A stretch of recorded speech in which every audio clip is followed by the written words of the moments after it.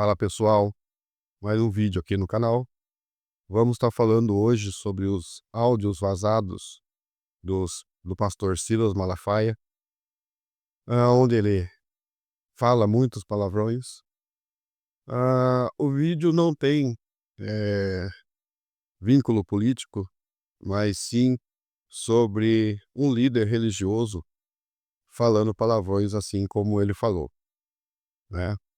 Vamos assistir um trecho do vídeo onde ele agora tenta se justificar pelos palavrões falados. Eu quero dar aqui uma resposta. Alguns irmãos meus criticaram, as minhas conversas privadas e palavras que eu disse em conversa entre eu e o presidente Bolsonaro no telefone dele.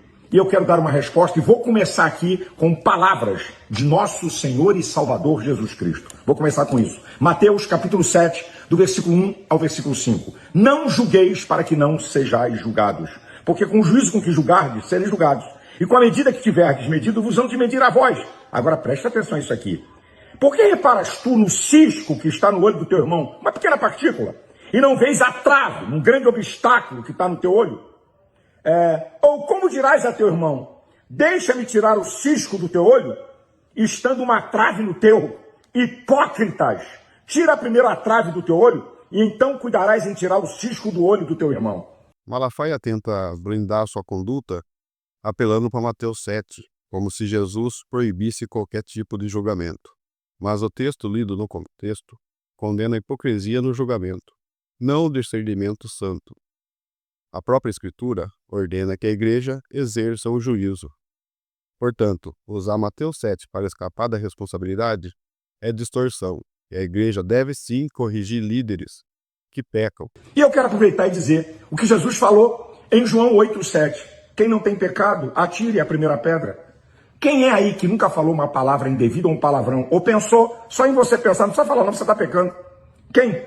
Ele tenta equiparar sua prática de falar palavrão com a luta de Paulo em Romanos 7. Mas há uma grande diferença. Paulo descreve um regenerado contra o pecado, lutando e odiando e mortificando a prática do pecado. Malafaia parece relativizar o pecado e normalizar o uso de palavrão, falando: quem nunca falou palavrão? Paulo não apresenta desculpa para permanecer no pecado, mas confissão que o leva a depender de Cristo. Sabe, gente, é um negócio incrível esse julgamento. Eu vou dizer uma coisa para vocês, se não fosse a misericórdia do Senhor, Lamentações 3, 22 e 23, eu já teria sido destruído pelos meus pecados e pelos meus erros. Tá? Eu clamo pela misericórdia do Senhor. Eu estou aqui em busca de aperfeiçoamento para chegar no estado de santidade no céu. E tenho falhas, isso é uma verdade. Outro uso indevido. O texto não ensina que não devemos corrigir o pecado. A mesma Bíblia ensina que devemos corrigir o irmão em amor. A aplicação correta seria: todos são pecadores, mas isso não isenta líderes de maiores responsabilidades. Agora, preste atenção a isso aqui. Aqueles que me criticaram, e até alguns me caluniando e tentando tirar proveito político, olha o que eles fizeram. A coisa mais importante, típica de fariseu hipócrita, que Jesus condenou em Mateus capítulo 23, versículo 24. Condutores cegos. Vocês coam um mosquito e engolem um camelo. Os que me criticaram não falaram do crime que cometeram. É inviolável a privacidade. Artigo 5º, inciso 10º da Constituição, que são as garantias individuais. É crime manifestar a privacidade de alguém. Eles não criticaram isso, não falaram nada. Tipo de hipócritas, engolem camelo e se engasgam com mosquito. Ele afirma que o pecado maior é quem violou a sua privacidade. Aqui vemos uma inversão. Em vez de lidar com o próprio erro, ele foca no erro alheio. Mas a Bíblia ensina que um pastor deve ser irrepreensível. O vazamento pode ser crime civil, mas o pecado continua sendo dele.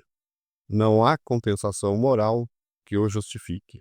Como cristão, eu só posso fazer uma coisa. Aqueles que ficaram escandalizados com as minhas palavras, me perdoem, porque eu tenho fraquezas. E a Bíblia diz em 1 Coríntios 8:9 que quem fica escandalizado é fraco. Romanos 15:1 diz, nós que somos fortes devemos suportar a fraqueza dos fracos e não agradar a nós mesmos. Então me perdoe, mas quero dar um aviso. Se essa Gestapo de Alexandre de Moraes vazar conversas privadas do meu telefone, deve ter até palavrão. Então me perdoem e orem por mim. Ele diz: se alguém ficou escandalizado, me perdoe. A Bíblia diz que quem se escandaliza é fraco. Aqui há outra distorção.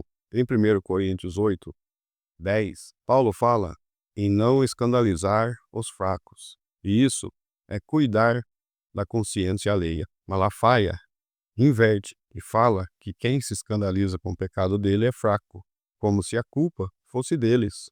Isso é torção das escrituras. Na verdade, é o líder que deve cuidar para não escandalizar os pequenos. Agora, olha onde chegou a baixaria da Globo News. Colocar um pastor para me atacar.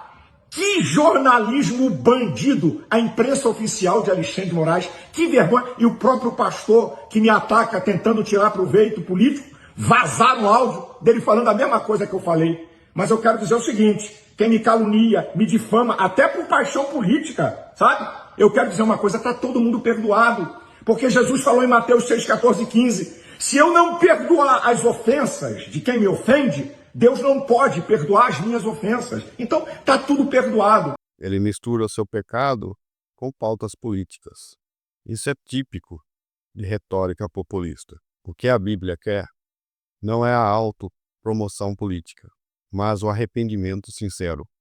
Ele diz: todo mundo está perdoado, mas não se vê arrependimento nem confissão verdadeira. Arrependimento bíblico é reconhecer o pecado sem minimizar, confessar sem transferir a culpa, abandonar o pecado e mortificar. O discurso dele soa mais com autojustificação do que com contrição.